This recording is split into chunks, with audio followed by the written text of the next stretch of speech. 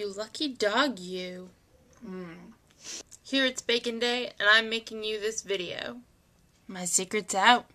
My name is Caroline, and I'm here to tell you all about Emily's famous banana cookies. She's been making these for years, and they are really something special. And I'm going to eat one and then tell you how I feel. They're pretty hearty. They have nice little grains and things inside that are good for you. And then this really delicious frosting. And the banana isn't overpowering.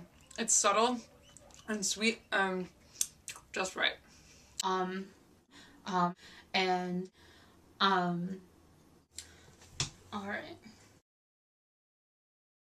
I like my cookies to be really grainy, so I use a whole bunch of different grains. I use steel-cut oats and quinoa, amaranth, and teff grain. And I like to boil these in a pot of water, pretty much oatmeal.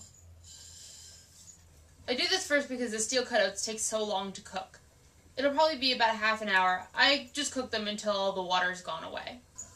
So while I don't really have a recipe for these cookies, I do have some base ingredients that I always include.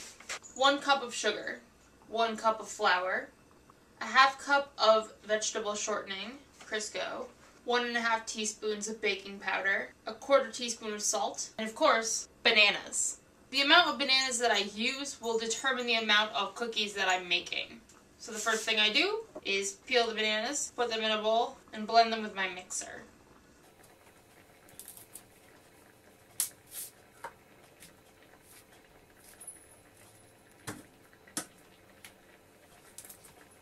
Like banana bread, you want your bananas to be ripe for this.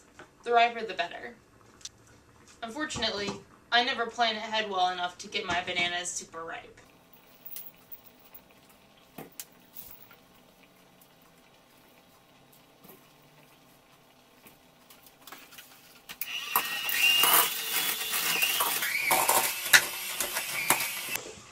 That's pretty good. Now I can start adding some of my other ingredients. We'll put in the wet ingredients first. A cup of sugar.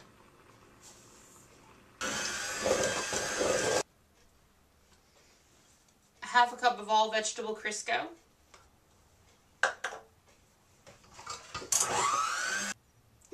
A splash of vanilla.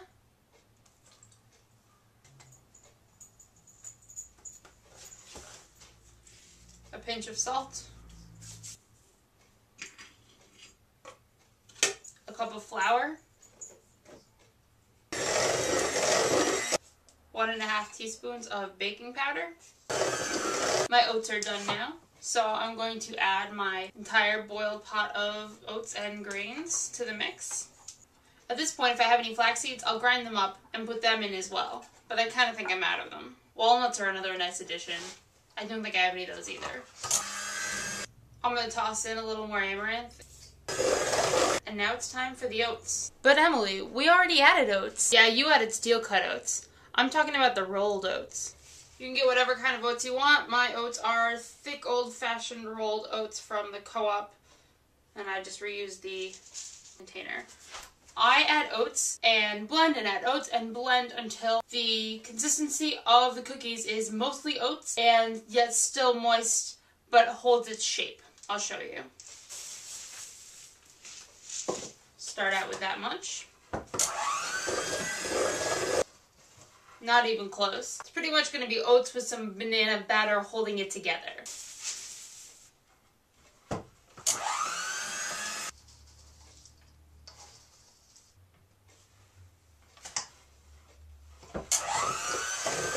Still not quite enough oats. Oh, we're getting close. Just a little more.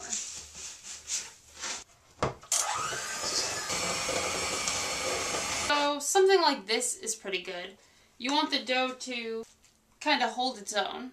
Now this is ready for baking straight away, or if you'd prefer to refrigerate it and come back to it later, that's fine too. We're going to bake the cookies in an oven at 375 degrees Fahrenheit for about 11 to 15 minutes. As you preheat your oven, you can start to tray your cookies. Cover your cookie sheet with either a silicone baking mat or a piece of parchment paper. And then use the 2-spoon method to drop the cookies on your baking sheet. The size is really up to you, but I usually go with about this much. If you've done it right and put enough oats in, your cookies probably shouldn't move at all while it's baking. They'll pretty much retain their shape as you put them on your mat.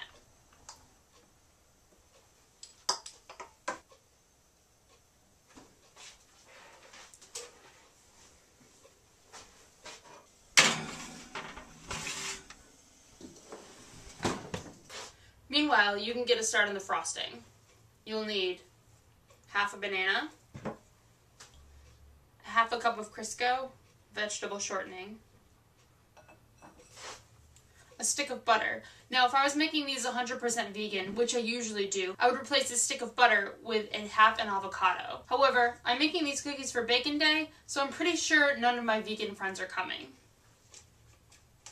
A splash of vanilla, and confectionery sugar. Before you add any of the confectionery sugar, I want you to go ahead and start blending your butter, Crisco, banana, and vanilla all together. Once you've got that blended well, then you can start adding your confectionery sugar. Add it about a half a cup to a cup at a time and blend it until it's entirely combined. If you add too much at once, it'll all poof up in your face and it won't mix well.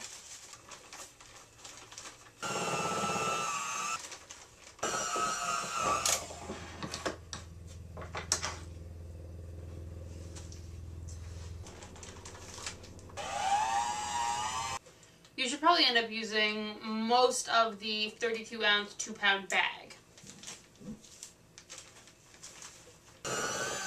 If it gets a little too stiff and you feel like you're going to break your beaters, go ahead and add either a tiny bit of milk, a tiny bit of water, or a little bit of banana. The cookies are done when they can hold their own and they get a little brown around the edges. Not that you can see that in this light. I like to frost my cookies when they're hot.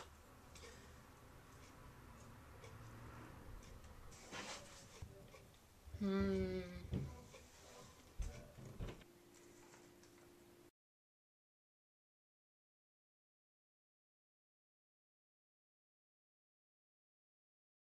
And if you think you'd like to try and substitute anything here, go for it.